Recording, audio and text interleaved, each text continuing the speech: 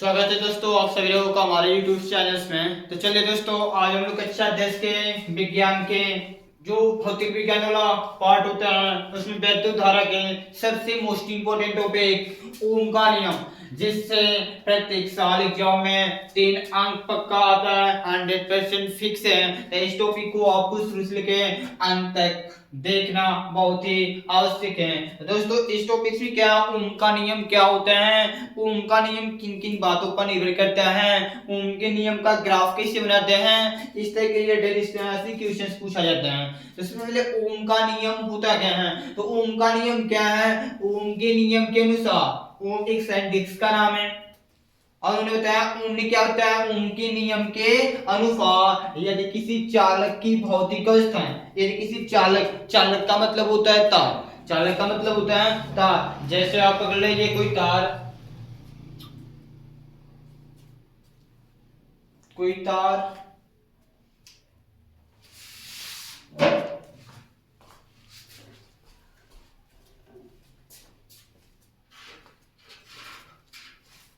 सब हट दिया।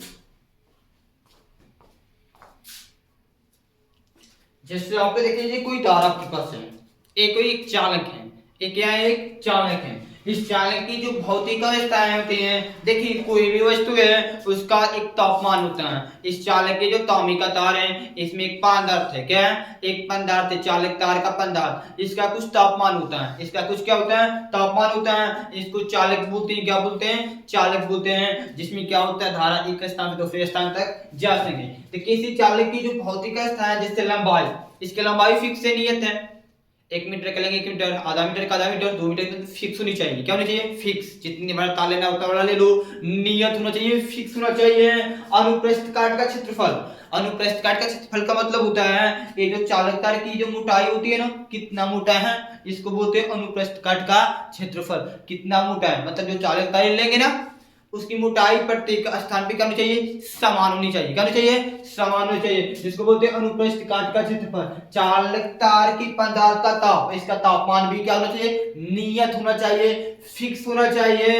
आदि नियत रहे, नियत का मतलब अपरिवर्तित, बदले नहीं, एकदम हर एक बिंदु पर, हर एक पॉइंट पे एकदम सेम हो, समान हो। तब उन्होंने बताया कि इस चालक तार में आप यदि विद्युत धारा प्रवाहित करेंगे, यदि यहाँ पर विद्युत धारा प्रवाहित करेंगे तो इन दोनों सिरों पे, इन दोनों सिरों पर एक विभवांतर उत्पन्न होता है। और ये जो विभवांतर उत्पन्न होता है, जो विभवांतर होता है वे इसमें प्रवाहित धारा के समानुपाती होता है। मतलब जितना ज्यादा इसमें धारा आई, जितना ज्यादा इसमें क्या करेंगे, जैसे जितना ज्यादा इसमें धारा आई, इस चालक तार जितना ज्यादा धारा आई प्रवाहित करेंगे उतना ज्यादा विभवांतर उत्पन्न होगा। जितना ज्यादा धारा आई प्रवाहित करेंगे उतना ज्यादा विभवांतर उत्पन्न होगा।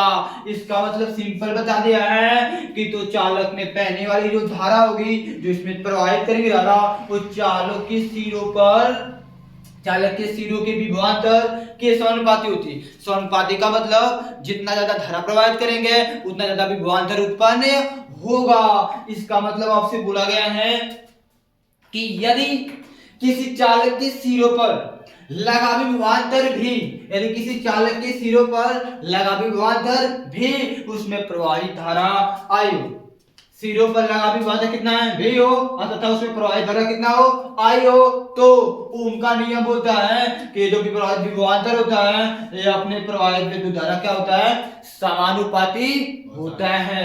अब यहाँ पर क्या करेंगे, समानुपाती निशान को हटाएंगे तो जैसे यहाँ पर बराबर होता है एक ओम नियतांक आता है, जिस नियतांक को हम कैपिटल आर सिखाते हैं, आई है तो आई, यानी भी बराबर लिख सकते हैं आई आर, भी बराबर आई आर। अब जहां यहाँ सोच रहे होंगे आर क्या है, तो आर नियतांक है, आर क्या है, नियतांक है, जिसे हम लोग क्या कहते हैं, प्रतिरोध के नाम से जानते हैं, जिसे हम क्या कहते हैं, प्रतिरोध के नाम से जानते हैं। अब याद रखना कि जी आर होता क्या है, प्रतिरोध होता क्या है।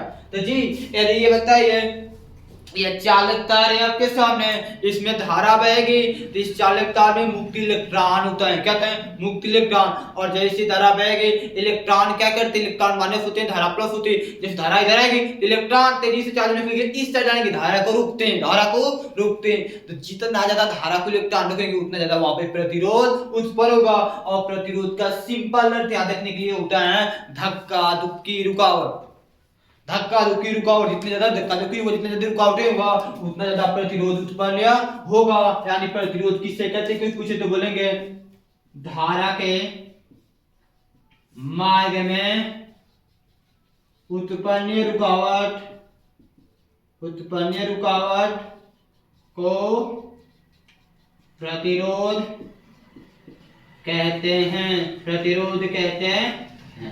ठीक है, धारा के मार्ग में उत्पन्न रुकावट को क्या कहते हैं, प्रतिरोध कहते हैं। तो इतना काम आपके ये ओम का नियम हो गया। अब बात है यहाँ पे क्या, यहाँ पे आपकी बात है क्या, यहाँ पे यदि आपको आर का मान निकालना, किसका, आर का मान निकालना। तो यहाँ पे यदि आप आर का मान निकालना चाहते हैं तो आर बराबर क्या हो जाएगा जी, आर बराबर क्या हो जाएगा, देखो आर का आई गुणे में आई तो इधर बजेंगे, तो जब गुणा में इधर होगा भाग में, यानी v बटे आई, v बटे आई। और प्रतिरोध का मात्रक होता है ओम, क्या होता है ओम, जिसको ऐसे लिखते हैं। प्रतिरोध का क्या होता है, ओम होता है। और यहाँ पे विभव का मात्रक वोल्ट, विभव का मात्रक वोल्ट, और धारा आई का मात्रक एम्पियर, क्या होता है एम्पियर, क्या होता है एम्पियर होता है। यानी प्रतिरोध का मात्रक ओम होता है, विभव का मात्रक क्या होता है, विभवांतर है, विभवांतर का मात्रक वोल्ट होता है, क्या होता है वोल्ट होता है। और आई धारा, धारा का मात्रक क्या होता है एम्पियर होता है, क्या होता है एम्पियर होता है। यदि आपसे क्वेश्चन एग्जाम में अक्सर ये भी पूछ सकता है कि एक ओम की परिभाषा लिखिए, एक ओम की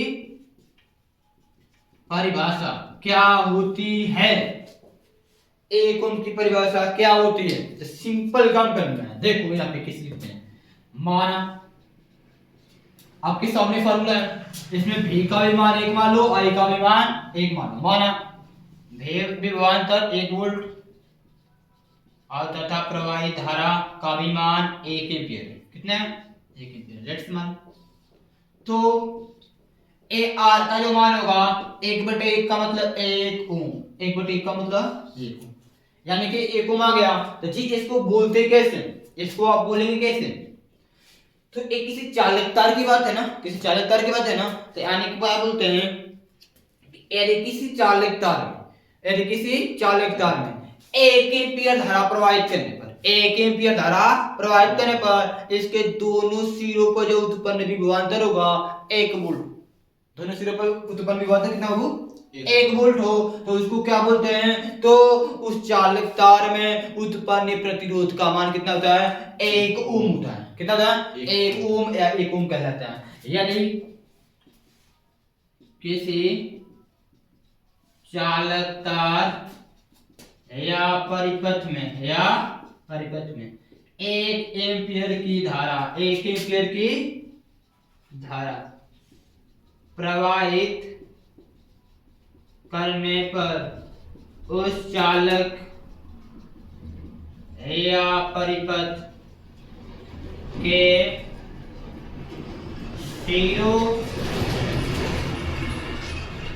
सिरों पर उत्पन्न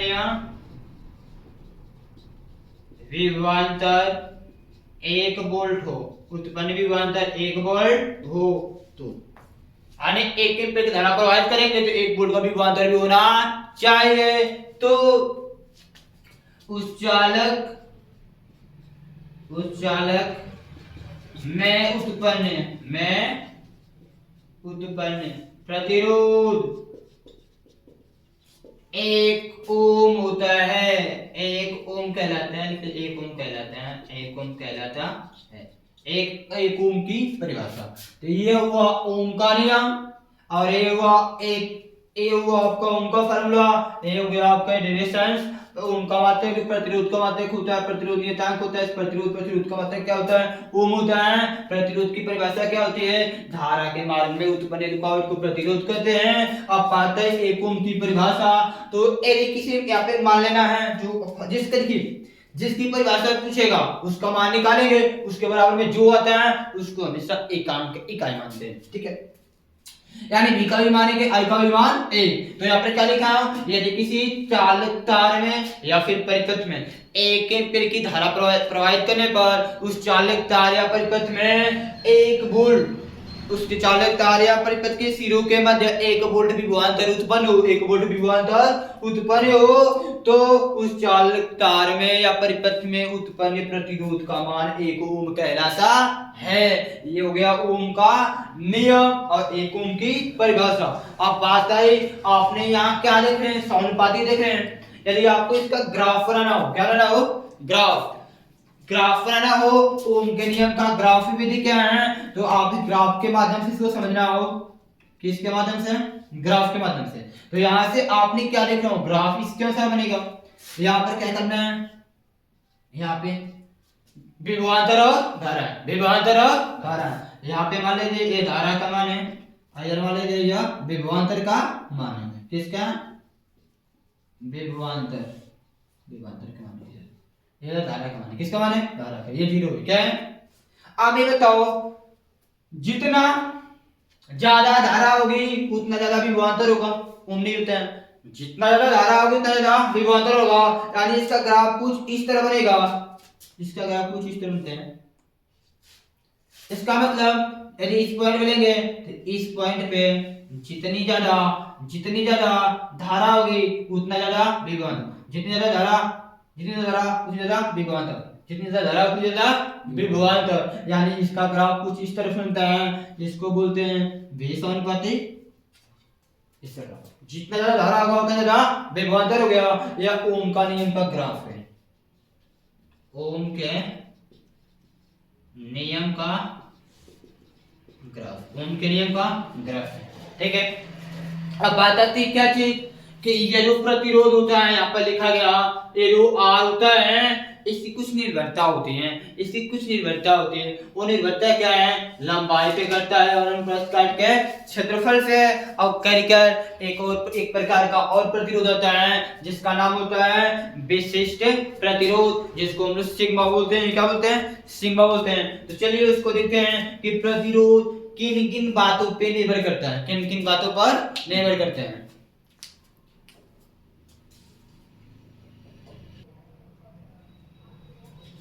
चलिए दोस्तों देखते हैं प्रतिरोध की निर्भरता, प्रतिरोध किन किन बातों पे निर्भर करते हैं। इसमें सबसे पहली चीज है कि प्रतिरोध होता है वह चालक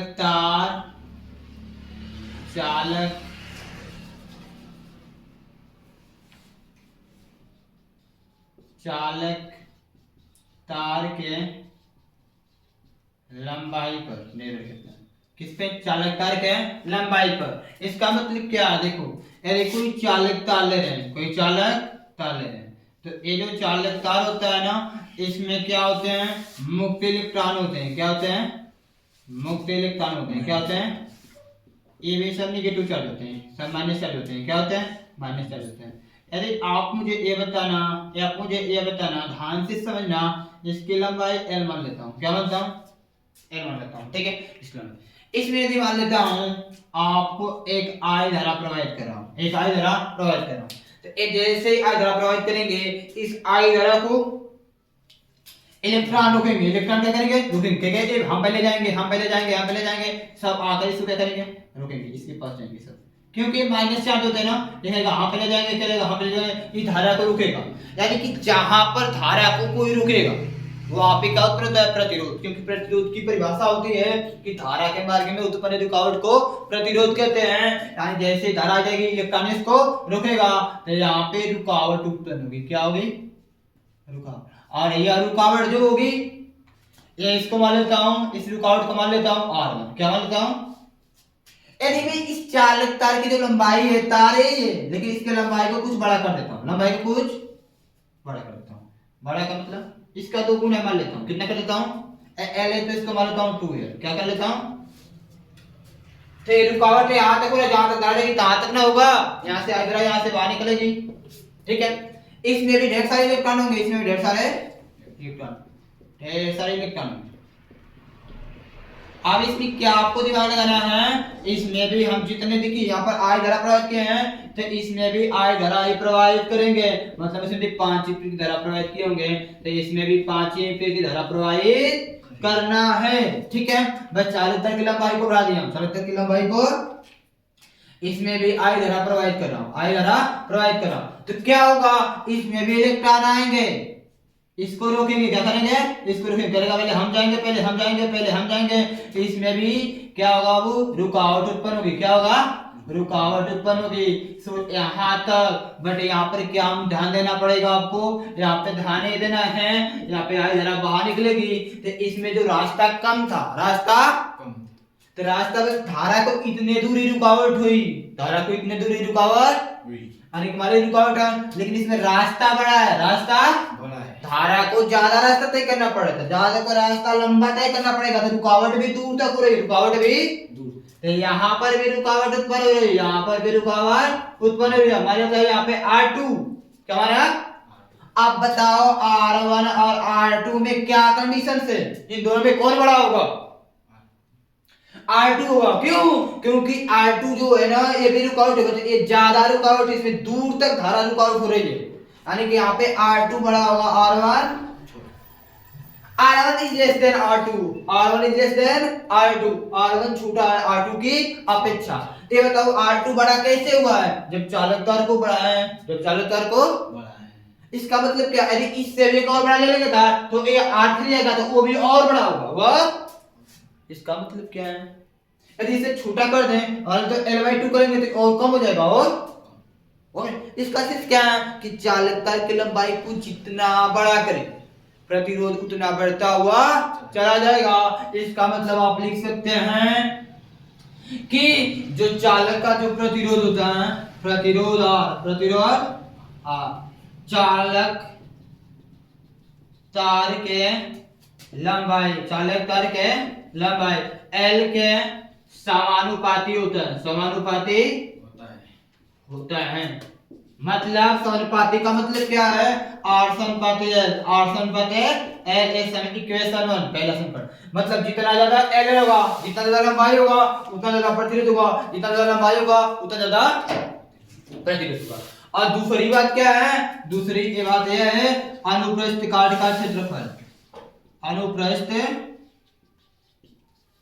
काट का क्षेत्रफल, मतलब है अनुप्रस्थ काट का क्षेत्रफल का मतलब है होता है तार कितना मोटा है, तार कितना, तो मोटा का मतलब इसको कैसे समझा जाए, अनुप्रस्थ काट का क्षेत्रफल की एरिया की बात है, तो इसको कुछ ऐसे मान डाले जाते हैं, जैसे मान लेता हूं हमारे पास दो दरवाजे, दो दरवाजे, एक दरवाजा यह है और एक दरवाजा ये है, जैसे मान लिया एक दरवाजा यह है और एक दरवाजा, अब इसमें क्या मानना है, देखो ध्यान से, इसमें क्या मानना है, इसकी एरिया को मान लेते हैं A1 है, इसकी एरिया क्या है A2। अब यहाँ पर देखने से सिंपल निष्कर्ष है कि जो A1 होगा छोटा होगा किससे, A2 से। यदि मैं बोल दूं इसमें भी 20 आदमी जाना है, 20 आदमी को या लड़को 20 आदमी जा रहे हैं, इसमें भी 20 आदमी जा रहे हैं, इस दरवाजे में भी 20 आदमी जा रहे हैं, तो आप मुझे सोच के बताएं 20 आदमी इसमें भी जा रहे हैं, 20 आदमी इसमें भी जा रहे हैं, 20 आदमी इसमें भी जा रहे हैं और 20 आदमी इसमें भी जा रहे हैं,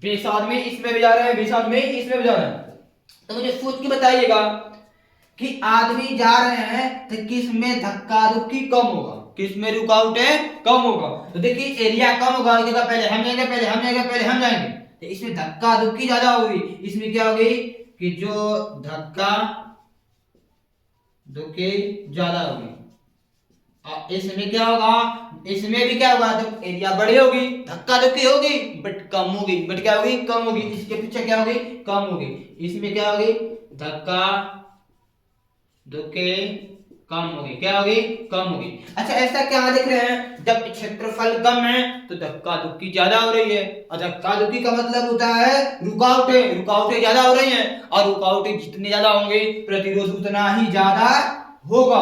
और यहाँ पे एरिया ज्यादा है तो धक्का धुक्की कम हो रहा है, इसका मतलब प्रतिरोध कम हो रहा है। तो यहाँ पर आपने क्या देख रहा है, यहाँ पर आपने देख रहे हैं कि क्षेत्रफल घट रहा है, क्षेत्रफल कम है तो प्रतिरोध ज्यादा है, क्षेत्रफल कम है तो यहाँ पे प्रतिरोध क्या है, ज्यादा हो रहा है, और क्षेत्रफल ज्यादा है तो प्रतिरोध क्या हो रहा है, कम हो रहा है, घट रहा है, बढ़ रहा है। यानी कि यहाँ पर हम बोल सकते हैं कि जो प्रतिरोध होता है, प्रतिरोध R अनुप्रस्थ काट का क्षेत्रफल, अनुप्रस्थ काट के क्षेत्रफल A। अब देखिए क्या देख रहे हैं, क्षेत्रफल कम है प्रतिरोध ज्यादा है, क्षेत्रफल ज्यादा है प्रतिरोध कम है, यानी घट रहा है बढ़ रहा है, घट रहा है बढ़ रहा है, इसका मतलब उल्टा। और उल्टा क्या बोलते हैं, अनुक्रमानुपाती, व्युत्क्रमानुपाती। क्षेत्रफल एक है, व्युत्क्रमानुपाती होता है। इसका मतलब क्या है, जो R होगा वो व्युत्क्रम एक बटे एक बटे ये समीकरण 2, ये समीकरण 2, समीकरण 1 और 2 से क्या लिखेंगे, समीकरण 1 और 2 से, समीकरण 1 और 2 से क्या लिख रहे हैं, और अपने लेफ्ट साइड में तो उनमें L ऊपर है A नीचे। समीकरण 1 और 2 से क्या होगा, R समानुपाती L और R व्युत्क्रमानुपाती 1 बटे L। अब यहाँ से क्या करते हैं, इसको हटाते हैं, समानुपाती निशान को हटाएंगे तो ये आपके सामने क्या आता है, R बराबर, अब यहाँ पर एक आता है विशिष्ट प्रतिरोध सिग्मा, विशिष्ट प्रतिरोध सिग्मा, विशिष्ट प्रतिरोध सिग्मा आता है, क्या आता है, सिग्मा आता है, विशिष्ट प्रतिरोध सिग्मा। ठीक है,